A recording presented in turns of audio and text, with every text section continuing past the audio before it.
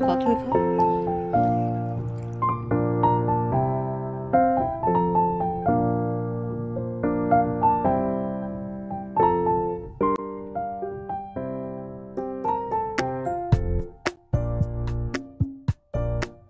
নমস্কার বন্ধুরা, আমি তনিমা বলছি হোম মেকার তনিমা অধিকারী চ্যানেলে আর একটা নতুন ভিডিও নিয়ে তোমাদের কাছে চলে এলাম। আজকে হচ্ছে মঙ্গলবারের সকালে উঠে রান্না বান্না সব কিছু কমপ্লিট। শোনাই এখন দেখছো রেডি হয়ে স্কুলের উদ্দেশ্যে রওনা হচ্ছে, হাজব্যান্ডও তাই বেরোচ্ছে, আর সব কিছু ব্যাগে গুছানো গাছানো আছে কিনা দেখে নিচ্ছে আর কি। সোনার ব্যাগটা আমার কাঁধে আছে, এত ভার, তাই হাজব্যান্ডকে বলছি দিনে দিনে বইয়ের চাপ এত বাড়ছে যে ও কী করে 3তলায় নিয়ে উঠবে, ওদের ক্লাসটা হচ্ছে 3তলার উপরে, কী করে উঠবে আর কি। তো সেই কথাই বলছি যে এত ভার হয়ে গেছে ব্যাগ, তার উপর ওয়াটার বোতল, টিফিন বক্স, তারপরে রেনকোট, মানে ব্যাগটা দেখছো তো কতটা ভার, বোঝা একেবারে। ওইটুকু বাচ্চা কী করে যে নিয়ে 3তলায় উঠবে সেটাই চিন্তার বিষয় আর কি। যাই হোক, সকাল সকাল ব্লগটা শুরু করলাম। কিছু সময় বলো, কিছু কিছু ক্ষেত্রে আমাদের যেটা হাতের নাগালের বাইরে থাকে, যেটা আমরা কিছু করে উঠতে পারি না, তখন একমাত্র ভগবানের উপরে বিশ্বাস রাখি, ভগবান তুমি দেখে রেখো, তুমি এই ভার বোঝা লাঘব করো। যাই হোক, সকাল সকাল তো ব্লগটা শুরু করলাম। ওদেরকে সকালবেলায় এগিয়ে দিয়ে এসে আর নিচের ঘরের জানলা খুলে দিচ্ছি আর কি। আর জানালাটা খুলে দিলে হাওয়া বাতাসটা লাগে আর কি ঘরে। তো এবারে উপরে গিয়ে যেটুকু কাজ বাকি আছে সেটুকু করবো। আজ ভোরবেলা উঠে ঘরদোর মোছাটা আমার কমপ্লিট করতে পারিনি, কারণ হচ্ছে ভোরবেলা আজকে একটু উঠতে লেট হয়ে গেছিলো, ওই 4:45 বেজে গিয়েছিলো আর কি। তো সেই জন্য এখন এসেই আগে ঘরটা মুছে ফেলছি। তো ওই দৌড়ে জল ছড়া দিয়ে আর চৌকাটগুলো মনে মুছে নিয়েছিলাম আর কি। তো বাকিগুলো তো কিছু হয়নি, তো এখন এসে সেই কাজ শুরু করলাম। রান্না বান্না সবই হয়ে গেছে, টিফিন সবই করে হাজব্যান্ডকে সোনাইকে গুছিয়ে দিয়েছি। আজকে সোনাইকে করে দিয়েছিলাম হচ্ছে তোমার ওই ব্রেড আর অমলেট এই করে দিয়েছিলাম, আর তার সাথে একটু ফ্রুটস দিয়েছি, ব্যানানা দিয়েছিলাম। আর হাজব্যান্ডকেও দিয়েছি রুটি আর আলুর তরকারি, এই হাজব্যান্ডকে দিয়েছি, আর ব্যানানা দিয়েছি আর কি।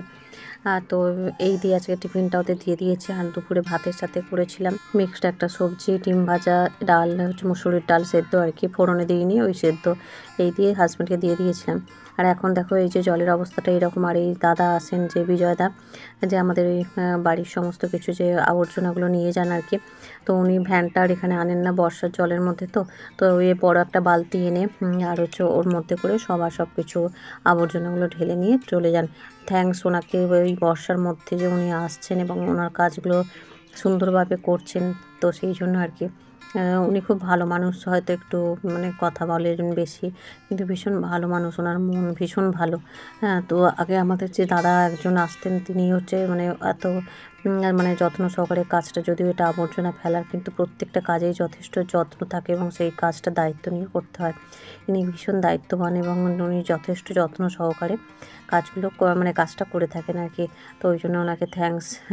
তো ওপরে চলে এলাম, আর ওই বালতিগুলো একেবারে ধুয়ে তুলে তারপরে উপরে ছাদে চলে এসেছি আর কি। আমার স্নানও হয়ে গেছে। আর ছাদেই যে যতই হোক বৃষ্টি হোক যাই কিছু, তুলসী থানটা তো ধুয়ে দিতে হয়, আর কিছু কিছু জায়গায় মারুলি দেওয়া বলে না, ওই রকম দিয়ে থাকি আর কি। যেমন গ্রামের দিকে উঠানে দেবে, ধানের গোলার সামনে কিছুটা এরকম নাতা দিয়ে দেয়, দৌড় গড়ায় কিছুটা দেয় এরকম। তো সেই রকম আর কি, কিছু কিছু জায়গায় এরকম জল টল দিয়ে আমি করে দিই। আর যেটা নিচে তো দিয়েই আসে, কিন্তু ওই ওপরে আর কি, তো আমাদের এখানে তো মাটি আর নেই, তো ওই সিমেন্টের ওপর দিয়ে। আর এই ওপরে এখন এসেছি স্নান করে, ওপরে দিয়ে দিলাম তুলসী ধানটাও ধুয়ে দিলাম। বৃষ্টিতে অবস্থাটা দেখছো তো কীরকম, ছাদ ভিজিয়ে একদম ডাব। ছাদে আর জামা কাপড়গুলো দিলাম না, তো এই যে জামা কাপড়গুলো সব কিছু এইখানেই দিয়ে দিলাম। আর একটু হয়তো বাইরে থেকে আওয়াজ আসলেও আসতে পারে, তোমরা একটু মানিয়ে গুছিয়ে নিও, কারণ বলি বারবার যে পাশাপাশি ছোটো ছোটো বাচ্চা কাচ্চা আছে, তো সেই জন্য হয়তো একটু আওয়াজটা তোমাদের একটু আসতে পারে। ছোটো একদম ছোটো ছোটো বাচ্চা আছে তো। আর এখানে দেখো জামা কাপড়গুলো ওই জন্য ভেতরেই মিলিয়ে দিলাম। আর জামা কাপড়গুলো আর যদি এসে দেখি রোদ উঠেছে তখন একটু বাইরে দিয়ে দেবো আর কি নেড়ে।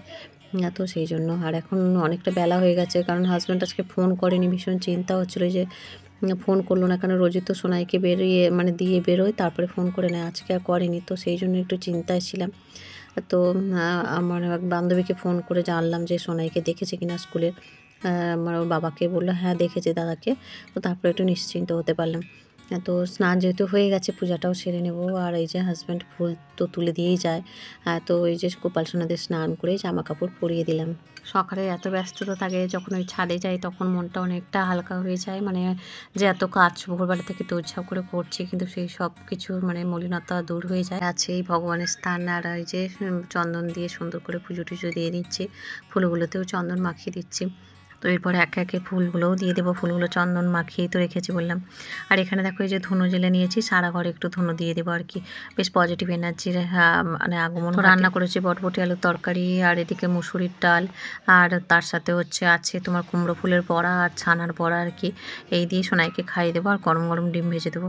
এখানে সোনাই টিফিন জল নিয়ে নিয়েছি। টাইম নেই আজকে, একটু বাড়ি ঘুরে কাজও আছে, তার জন্য একটু তাড়াতাড়ি যাবো আর কি।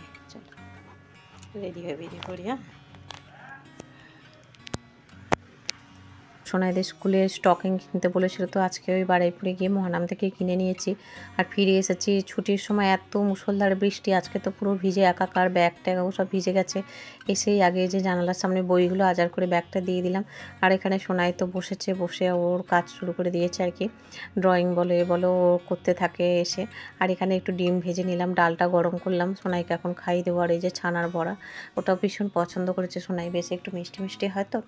আর কুমড়ো ফুলের বড়াও করেছি, বটবটি আলুর তরকারি, আজকে মাছ তেমনভাবে ছিল না ফ্রিজে। আর মুসুরির ডাল দিয়ে মেখে ঝুঁকে সোনাইকে খাইয়ে দিলাম।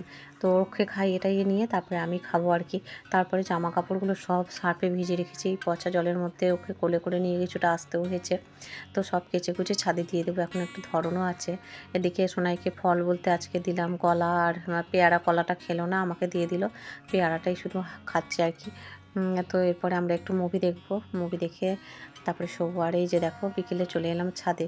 বিকেল বলতে ঘুম থেকে এখন উঠে পড়েছি, সন্ধ্যার মুখোমুখি আর কি। আর ছাদে এসেছে এই অ্যালামন্ডাটা, এটা নিয়ে 3খানা ফুল হলো জানো তো। আর এই সময়টাতেই এই যে 3টে কখনো 4টে করে, 4টে টোটাল আর কি ফুল হয়। টবের গাছের গোড়াগুলোতে সব জল জমে আছে, এত বৃষ্টি হচ্ছে না, বারে বারে ওই টবের গোড়াগুলো পরিষ্কার করতে হয় আর কি। আর ওপরে ধূপ চলে এসেছি, সেখানে যা প্রার্থনা করার আর কি, সেটা তো আমি করি জানো, তুলসী থানে। আর এটা আমাকে অনেক অনেক শান্তি দেয় মানসিক।